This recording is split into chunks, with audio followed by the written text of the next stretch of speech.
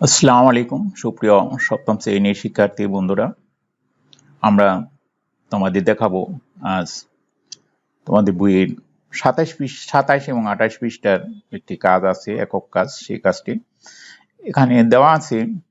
যে মূল বিষয়বস্তু সেটা হলো, আমরা ছবিতে দেখতে পাচ্ছি এটি একটি ক্রেডিট কার্ড। এই ক্রেডিট কার্ডের কাজ হলো, আমরা যখন ডিজিটাল মার্কেটে বলা যায় আর কি, আমরা কেনাকাটা করতে গেলে এই কার্ড দিয়ে আমরা কেনাকাটা করতে পারি এবং ব্যাংকের থেকে আমরা নগদ টাকা ক্যাশ করতে পারি, উঠাতে উত্তোলন করতে পারি। এইটা ব্যবহার করার জন্য একটি গোপন নাম্বার লাগে, যেটাকে বলা হয় পিন নাম্বার।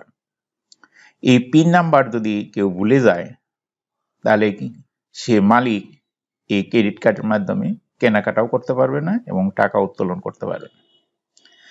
এরকম এক ছবি নামের একটি মেয়ে আছে। সেই মেয়ের বাবা তার ক্রেডিট কার্ডের পিন নাম্বারটি ভুলে গিয়েছে। এখন তার জরুরি দরকার, কেনাকাটার দরকার, যার জন্য তার পিন নাম্বারটা যেভাবেই হোক সংগ্রহ করে। তখন তার ব্যাংকের ক্রেডিট কার্ড পিন ভুলে গেছে, তিনি কোনোভাবে সেটি মনে করতে পারতেছে না। আবার তার পিন মনে করাটা খুব জরুরি, কারণ তিনি ক্রেডিট কার্ডের মাধ্যমে প্রয়োজনীয় জিনিস কেনাকাটা করবেন। তখন ছবির মনে পড়লো, নিশ্চিত চিত্রের সাহায্যে পিনটি খুঁজে পাওয়া সম্ভব। তোমরা কি ছবিকে সহযোগিতা করতে পারো?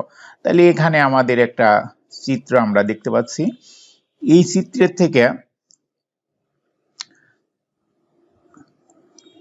আমরা ওই ছবির এটা পিন নম্বরটা, ছবির বাবার ক্রেডিট কার্ডের পিন নম্বরটা বের করতে সহজ। তো এখানে আমরা প্রথমে এই যে এটা দেখতে পারতেছি, এই যে সূচক রাশি আছে, এই যে এখানে একটা সাদা করে দুইটা সূচক রাশি গুণফল অবস্থায় আছে। এখানে 3 এর পাওয়ার 2 আছে, গুণন 3 এর পাওয়ার 2 আছে। এখানে এটা দিয়ে বোঝাচ্ছে যে এই যে তীর চিহ্ন বোঝাচ্ছে, এই যে লাল একটা বর্গ আছে, এই লাল বর্গে এটার মানটা বসাতে হবে। তো এটার মানটা যদি আমরা এখানে বসাই, তাহলে এর মানটা কি হয় সেটা আমরা দেখি। এখানে আমরা লিখতে পারি 3 স্কোয়ার, মানে 3 কে 3 দ্বারা গুণ করতে হবে। আর এইটাই হলো আর একটা 3 গুণন 3, তাহলে 4টা দিন। তাহলে এখানে আমরা যদি করি, তাহলে গুণ করি, তাহলে 3 3 9, 3 9 27, 3 27 কি হয়? 81 হয়। তাহলে আমাদের এখানে লিখতে হবে 81।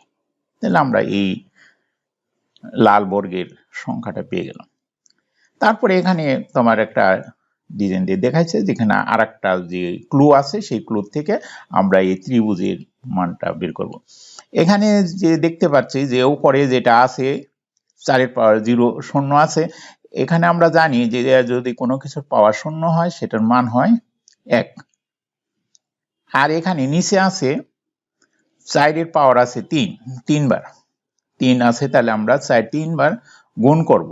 তাহলে 4 গুণন 4 গুণন 4, তাহলে আমাদের হচ্ছে 4 4 16, 4 16 64।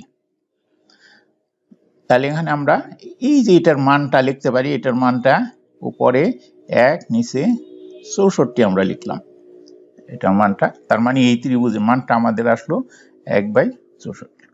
ঠিক একইভাবে এখানে যে আবার সাদা ঘরের মধ্যে দেওয়া আছে 8 এর পাওয়ার আছে 3 গুণন 8 এর পাওয়ার 0। তাহলে 8 এর পাওয়ার 0 তার মানে কি? এটা হলো 1।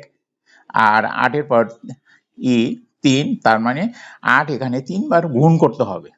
তাহলে এখানে আমরা লিখি 8 গুণন 8 গুণন 8 গুণন, আর এই 8 এর মান হলো 1। 8 এর মান 0 আছে, পাওয়ার 0 আছে, এটা 1 হয়ে যায়। তাহলে এখানে আমরা যদি গুণ করি, তাহলে আমরা কত পাই? তাহলে 8 8 64, 64 কে 8 দিয়ে যদি গুণ করি, আমরা গুণ করে দেখবে, তাহলে 512 হবে। তাহলে আমাদের এখানে আসতেছে 512। এখন আরেকটা ক্লু যেটা দেওয়া আছে, সেটা হলো 2 টু দি পাওয়ার 2 এর পাওয়ার 3, আবার হোল টু দি পাওয়ার আছে 4। এইটাকে যদি আমরা ভাঙাই, তাহলে আমরা ভাঙাইতে পারি, ভিতরে 2 এর পাওয়ার 3 আছে। তাহলে 2 এর পাওয়ার 3 থাকলে আমরা এটাকে তো 2 3 বার গুণ করলে 8 হবে। তো এই সেই 8 এর পাওয়ার আবার হবে 4। এইটাকে যদি আমরা 8 4 বার গুণ করি তাহলে আমাদের কত হবে সেটা আমরা এখানে লিখব। তুমি এখানে করতে পারো, যেমন 8 গুণন 8 গুণন 8 গুণন 8 এটার সমান সমান কত হয় সেটা তোমাদের নির্ণয় করবে। তাহলে এটা হবে 4096। তাহলে আমরা এখানে লিখব 4096। তাহলে আমরা এই যে হলুদ গড়েরটা পেলাম। এই যে এখানে আর একটা ক্লু দেওয়া আছে, 2 এর পাওয়ার আছে 14, নিচে 2 এর পাওয়ার আছে 17।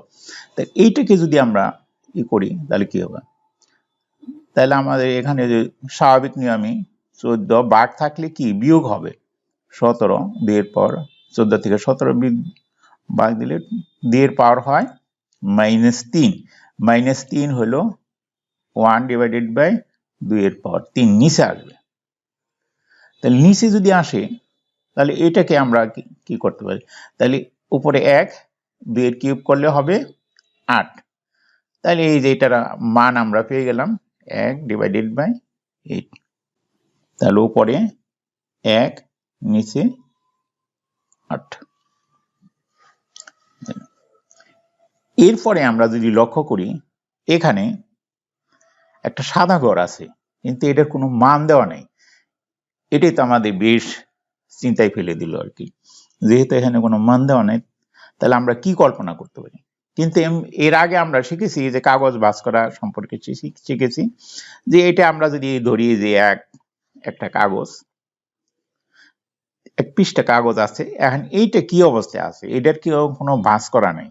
তার মানে আমাদের বাদ হলো কি শূন্য। শূন্য যদি আমাদের বাদের সংখ্যা হয় তাহলে এটা আমরা লিখতে পারি যেমন 2 টু দি পাওয়ার 0।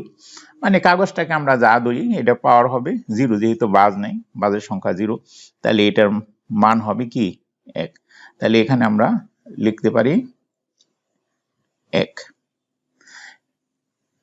তাহলে এটার মান হয় 1, তাহলে এটা 1 হবে। এখন আমরা সব মানগুলো এখানে বসিয়ে দিব আর কি। তাহলে আমাদের এখানে লক্ষ্য করলে দেখি এখানে এই যে প্রথম যে আছে কালারগুলিকে আমাদের লক্ষ্য রাখতে হবে কোন কালার আছে। তাহলে এখানে 1 আছে, এই কালারে আমাদের 1 আসছে।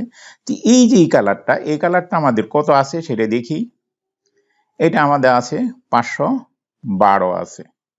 তাহলে এখানে আমরা লিখব, তাহলে এটা আমরা লিখতে পারি 512।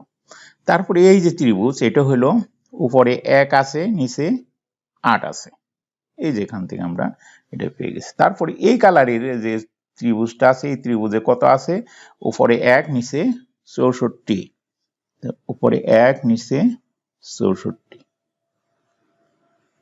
এর ফলে লাল যেটা আছে, লাল এটার আমাদের দেখি কত আছে, এখানে 81 আছে, তো আমরা এটা 81 লিখব।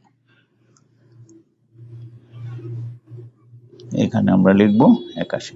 তারপরে আছে হলুদ বৃত্ত, তো হলুদ বৃত্তে কত আছে, হলুদ বৃত্তে আছে 4096। তাহলে 4096। এখন এটাকে আমরা সরল করব, তো সরল করলে আমরা কি পাই সেটা আমরা দেখি। এখানে যদি এই যে গুণ অবস্থায় আছে, এই 8 দিয়ে আমরা 512 কেটে দেই বা ভাগ করি, তাহলে এখানে আমাদের আসবে 64। 512 8 দিয়ে ভাগ করলে, তাহলে এখানে আমরা এটারে যদি এইভাবে করি 1 যোগ 64 আমাদের গেল প্লাস, এটা আমরা আগে নিয়ে আসি 40 96 বিয়োগ 81, আমরা ভগ্নাংশটা শেষে রাখলাম, ভগ্নাংশটা শেষ। এখন এখান থেকে আমরা এই যোগের গুলিকে যোগ করব, তাই যোগের গুলি যোগ করলে আমাদের কত হচ্ছে, তাহলে 6 10 1 11 হবে, 11 1 হাতের 1, তাহলে 10 আর 6 16, হাতের 1 1 এখানে নামবে 4 সমান এখান থেকে আমরা 81 বিয়োগ করব যোগ 1/64। তাহলে এখানে যদি 81 বিয়োগ করি তাহলে আমাদের কত আসে? তাহলে 40/80 আসে।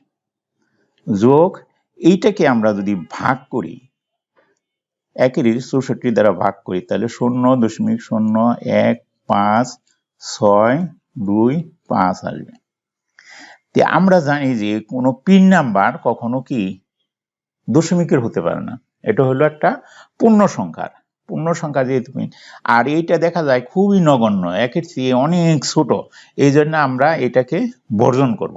বর্জন করলে আমাদের যে পিন নাম্বার পাওয়ার কথা সেই পিন নাম্বারটা হবে এটা যদি আমরা বর্জন করি 40/80, এটাই আমাদের সেই গোপন পিন নাম্বারটি।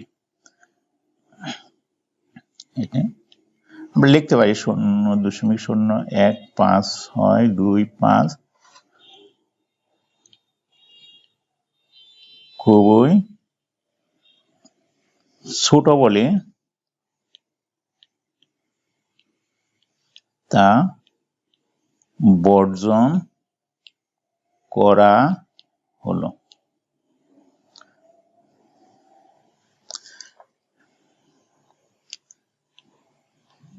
পিন নম্বর যেহেতু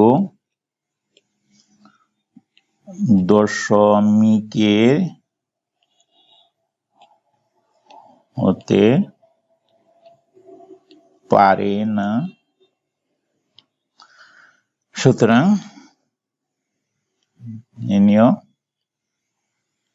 পিন নম্বর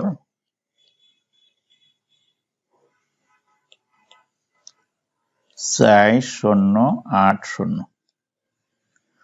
ধন্যবাদ সবাইকে।